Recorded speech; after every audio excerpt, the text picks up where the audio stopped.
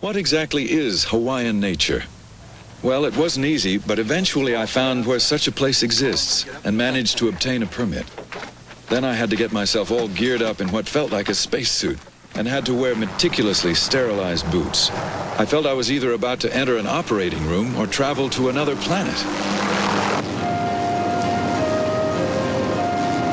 And so I set out on a helicopter ride deep into the heart of pristine Kipahulu rainforest on the island of Maui.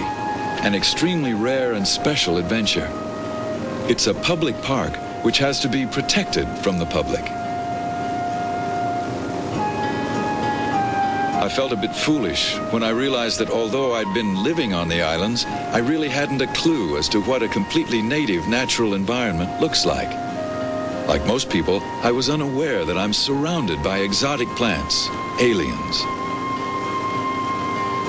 And as I flew over this remarkable, unspoiled sanctuary, it really hit me that I myself was one of the aliens, from whom nature here has to be protected, so that it can flourish freely as it once did without intrusion.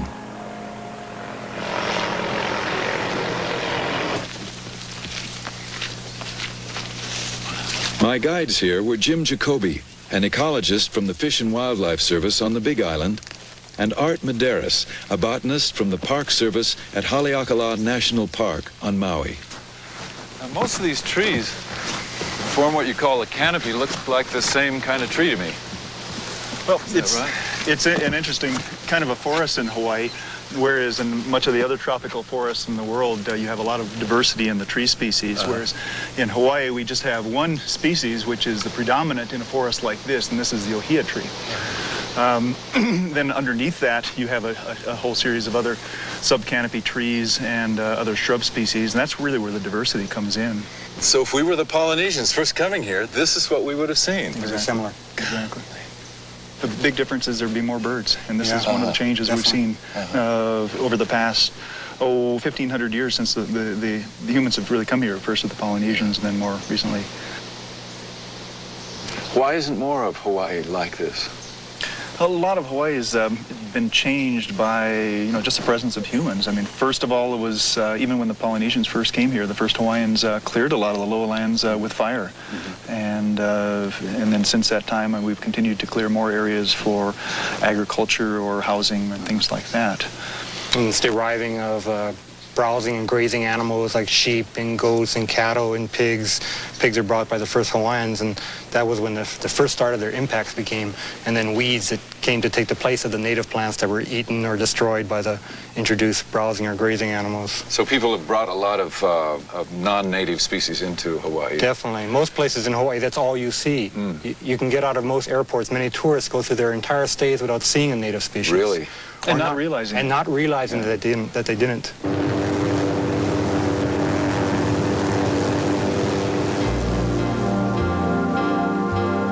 If these native species don't survive here in Kipahulu's protected refuge, they'll be gone forever. I've never understood people who think we're separate from and superior to all other living things on our planet.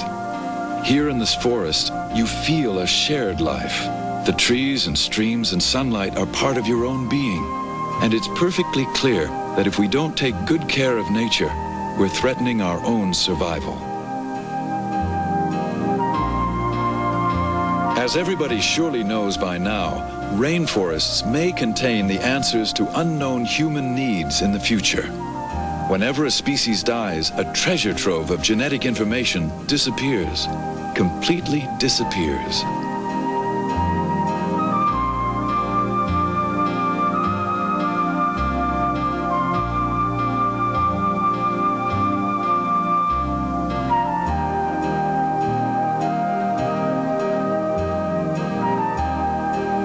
As I left Maui en route to the island of Molokai, my main preoccupation wasn't with genetics.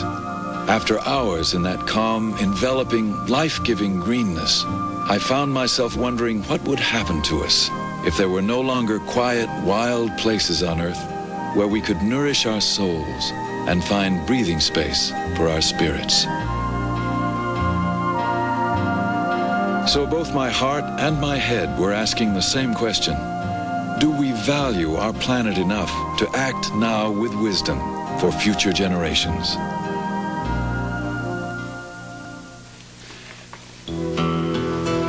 On Molokai, large tracts of pristine land are now protected natural areas. Ed Misaki manages one of these preserves, and he guided me along the narrow wooden walkways, specially built so that nature lovers can experience this unique, mysterious rainforest without destroying it.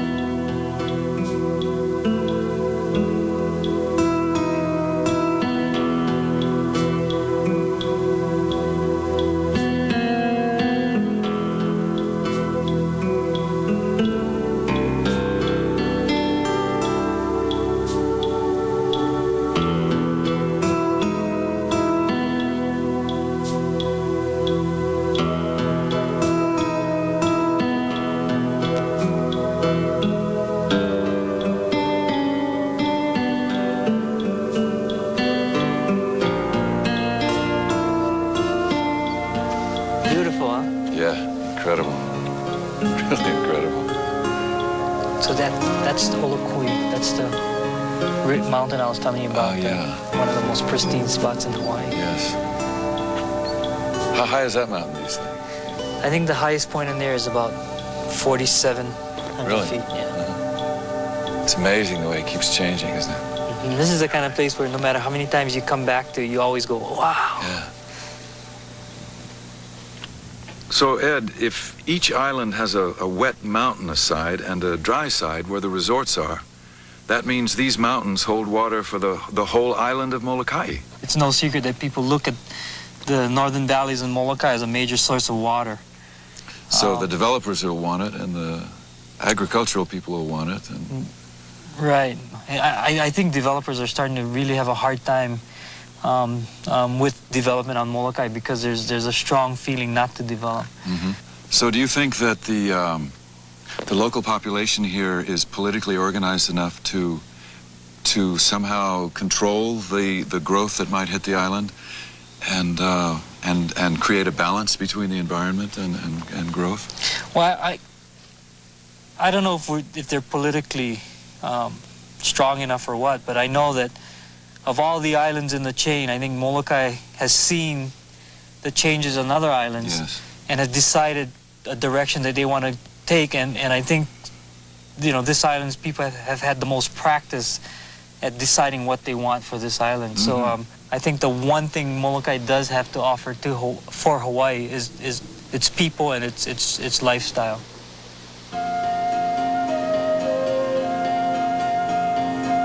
There are many people on Molokai who care enough for their land to preserve it for the future, and I set out to find them.